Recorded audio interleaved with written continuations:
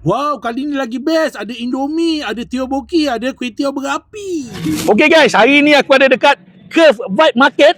Betul-betul dekat Splash Mania ni, Town Square. Ada menu dia macam-macam kat dalam ni. Dia jual makanan lah, kata bukan makanan saja. Ada juga persembahan-persembahan artis. Lepas tu ada lucky draw setiap hari. Tapi yang paling best, aku nak bawa kau pergi tengok menu-menu dia apa yang ada kat dalam ni. Korang kaki makan kan? Jom, 20, 21, 27, 28 dan 31 Disember ni. Jom ikut aku. Orang-orang Dengkil, orang-orang Selangor yang dekat-dekat tu boleh datang kat sini. Macam-macam menu ada tau.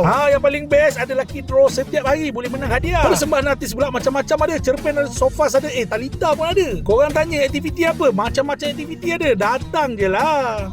Untuk akak-akak kita yang gemar sangat makan tu, kau kena datang sini tau. Buru makanan-makanan yang ada. Member-member yang suka kopi boleh try. Yang suka makanan Korea, try akak-akak kita. Menarik tau menu Indomie ni. Nak kek pula. Semua ada kat sini. Wow, aku tak tahu nak pilih yang mana satu ni. Bukan makanan semata-mata tau. Perhiasan-perhiasan pun kau boleh dapat dekat sini. Aku dah pernah bercakap ni, aku nak makan pula. Kau datanglah kalau kau nak rasa.